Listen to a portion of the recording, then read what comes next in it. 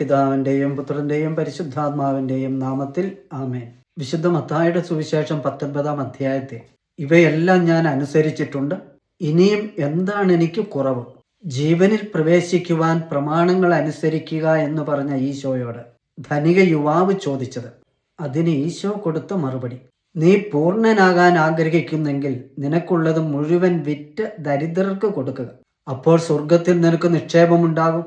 പിന്നെ വന്ന് എന്നെ അനുഗമിക്കുക. നിത്യജീവൻ പ്രാപിക്കാനുള്ള ആഗ്രഹം പൂർണ്ണനാകാനുള്ള ആഗ്രഹമാണ്. അതിന് ഞാൻ വില കൊടുത്തേ പറ്റൂ. ആ വിലയെക്കുറിച്ചാണ് കർത്താവ് പറയുക. നിനക്കുള്ളതെല്ലാം വിറ്റ് ദരിദ്രർക്ക് കൊടുക്കുക.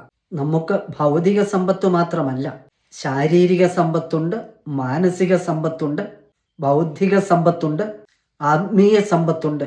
ഈ സമ്പത്തുക്കൾ സഹജീവികളുടെ, സഹോദരങ്ങളുടെ നന്മയ്ക്കായി കൂടി പൂർണ്ണമായും വിനിയോഗിക്കാതെ ആർക്കും പൂർണ്ണനാകാനാകില്ല. ദൈവം നൽകുന്ന കൃപകളും അനുഗ്രഹങ്ങളും അത് എന്തു തന്നെയായാലും ആ കൃപകളിൽ കുറവുള്ളവരുമായി പങ്കുവെച്ച് ആ സമ്പത്തിൽ അവരെ കൂടി പങ്കുകാരാക്കി മാറ്റുമ്പോൾ മാത്രമേ നാം പരിപൂർണരാകൂ എന്ന് ഈശോ.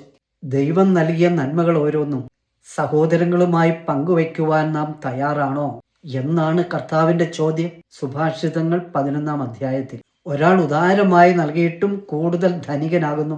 നൽകേണ്ടത് പിടിച്ചു വച്ചിട്ടും മറ്റൊരുവന്റെ ദാരിദ്ര്യം വർദ്ധിക്കുന്നു. ഉദാരമായി ദാനം ചെയ്യുന്നവൻ സമ്പന്നനാകും. ദാഹജലം കൊടുക്കുന്നവന് ദാഹജലം ലഭിക്കും. ധനത്തെ ആശ്രയിക്കുന്നവൻ കൊഴിഞ്ഞു വീഴും. ദൈവമക്കളെ, യേശുവിനെ സമീപിച്ച യുവാവ് വിശുദ്ധ മത്തായിയുടെ സുവിശേഷം 19-ാം അധ്യായം അതീവ ദുഃഖത്തോടെ തിരിച്ചുപോയി. നമ്മളോ? യേശു നാമത്തിൽ സകലരും രക്ഷിക്കപ്പെടട്ടെ. ഈശോ മിശിഹായ്ക്ക് സ്തുതിയായിരിക്കട്ടെ.